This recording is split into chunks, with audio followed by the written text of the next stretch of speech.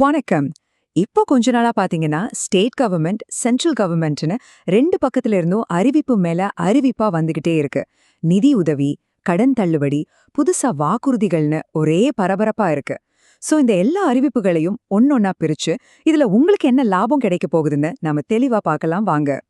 சரி, இவ்ளோ அறிவிப்புகள் வந்தாலும் நம்ம மனசுல இருக்கிற முக்கியமான கேள்வி இதுதான். இந்த திட்டங்களால நமக்கு என்ன கிடைக்க போகுது? நம்ம குடும்பத்துக்கு இதனால என்ன பயன்? இத பத்தி தான் இன்னைக்கு நாம ஆழமா அலச போறோம். இந்த அறிவிப்புகள்ல நாம இன்னைக்கு எதெல்லாம் பார்க்க போறோம்னா, முதல்ல பெண்களுக்கான ஸ்பெஷல் திட்டங்கள், அடுத்து ஸ்டூடெண்ட்ஸ் மற்றும் விவசாயிகளுக்கான உதவிகள், அப்புறம் எலெக்ஷன் டைம் வாக்குறுதிகள் என்ன சொல்லுதுன்னு பார்த்துட்டு கடைசியா சில பொதுவான அறிவிப்புகளையும் பார்க்கலாம்.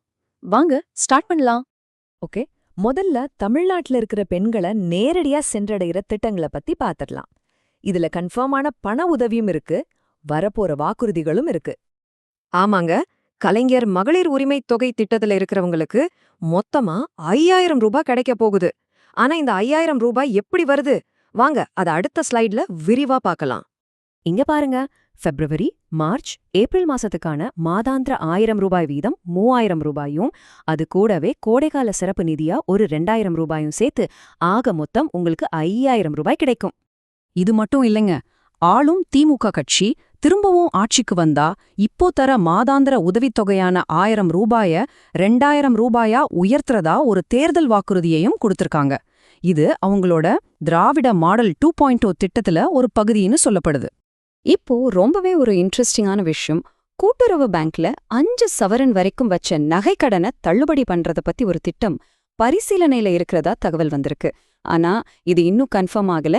தேர்தல் அறிக்கை குழு இத பத்தி தீவிரமா ஆலோசிச்சுட்டு இருக்காங்க.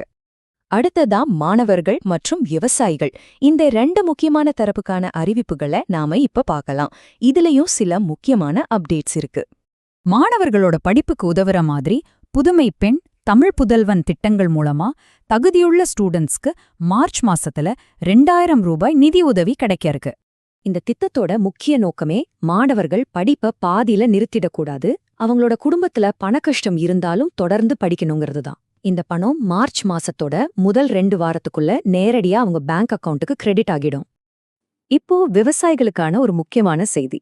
PM கிசான் திட்டத்துல அடுத்த 2000 ரூபாய் இன்ஸ்டால்மெண்ட் உங்களுக்கு வரணும்னா நீங்க ஒரு முக்கியமான விஷயத்த செஞ்சே ஆகணும், இல்லனா பணம் வராதுன்னு சொல்லிருக்காங்க. நீங்க செய்ய வேண்டியது ரொம்ப சிம்பிளான விஷயம்தான். முதல்ல உங்க பக்கத்துல இருக்கிற ஒரு சேவை மையத்துக்கு போங்க. 2வது உங்க ஆதார் கார்டையும் பேங்க் பாஸ்புக்கையும் மறக்காம எடுத்துட்டு போங்க. 3வதா அங்க KYC வெரிஃபிகேஷனை உடனடியா முடிச்சிருங்க. பாருங்க, இத பண்ணா மட்டும்தான் அந்த 22வது தவணையான 2000 ரூபாய் மார்ச் மாசம் கடைசிக்குள்ள உங்க அக்கவுண்ட்டுக்கு வந்து சேரும். சோ இதை மிஸ் பண்ணிடாதீங்க. சரி, இப்போ எலெக்ஷன் நெருங்கிட்டு இருக்கிறதால முக்கியமான கட்சிகள் என்னென்ன வாக்குறுதிகள் கொடுக்கறாங்கன்னு ஒரு ரவுண்ட் பாத்துடலாம். யார் என்ன சொல்றாங்கன்றத மட்டும் நாம இங்க தொகுத்து பார்க்கலாம். இங்க பாருங்க, திமுக இப்ப குடுக்கற மகளிர் உதவித்தொகைய 2000 ரூபாயா ஏத்துறதா சொல்லுது. ஆனா இன்னொரு பக்கம் அதிமுகவோ ஒவ்வொரு குடும்பத்துக்கும் 10,000 ரூபாய், அது மட்டுமல்லாம குழு விளக்குன்னு ஒரு திட்டம் மூலியமா வருஷத்துக்கு 24,000 ரூபான்னு பெரிய வாக்குறுதிகளை அள்ளி வீசிருக்கு. சில குறிப்பிட்ட மக்களை டார்கெட் பண்ணியும் வாக்குறுதிகள் இருக்கு. அதிமுக பாத்தீங்கன்னா இல்லறத்தரசிகளுக்கு வருஷத்துக்கு 3 இலவச சிலிண்டர், வேலை இல்லாம இருக்கிற இளைஞர்களுக்கு உதவித்தொகை, மீனவர்களுக்கு தடைக்கால உதவிய 12,000 ஏத்துறதுன்னு அறிவிச்சிருக்காங்க. திமுகவோ இப்போ இருக்கிற திட்டங்களை இன்னும் விரிவுபடுத்துறதுல கவனம் செலுத்துறதா தெரியுது.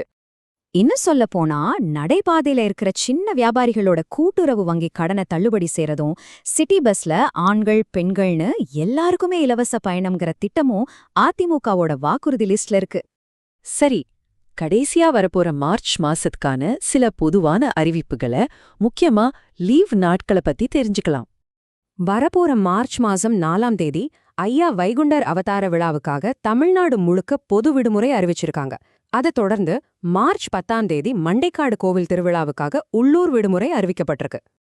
ஆனா இதுல ஒரு முக்கியமான விஷயத்த நோட் பண்ணணும். மார்ச் 10ஆம் தேதி அறிவிச்சிருக்கிற லீவு கன்னியாகுமரி மாவட்டத்துக்கு மட்டும்தான். மத்த மாவட்டங்கள்ல அன்னைக்கு வழக்கம் போல வேலை நாள் தான். ஓகே, இவ்ளோ திட்டங்கள், வாக்குறுதிகள், அறிவிப்புகள் எல்லாத்தையும் பார்த்தாச்சு. இது எல்லாம் ஒன்னா சேர்ந்து நமக்கு என்ன சொல்ல வருது? இதோட மொத்த தாக்கம் என்னவா இருக்கும்? சுருக்கமா சொல்லணும்னா, சிலருக்கு உடனடியா பண உதவி கிடைக்க போகுது. விவசாயிகள் கட்டாயமா சில வேலைகளை முடிக்கணும். எதிர்காலம் பெரிய நிதி வாக்குறுதிகளால நிறைஞ்சிருக்கு. அதே மாதிரி கன்ஃபார்மான பலன்களையும் லீவு நாட்களையும் நம்ம தெரிஞ்சு வச்சுக்கிறது ரொம்ப அவசியம்.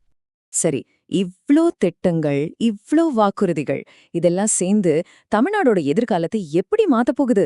நம்ம ஒவ்வொருத்தரோட வாழ்க்கையிலயும் என்ன தாக்கத்தை ஏற்படுத்த போகுதுன்னு நினைக்கிறீங்க? இத பத்தி யோசிக்கிறது தான் இதுல முதல் ஸ்டெப். அடுத்த ஒரு அலசல்ல சந்திப்போம்.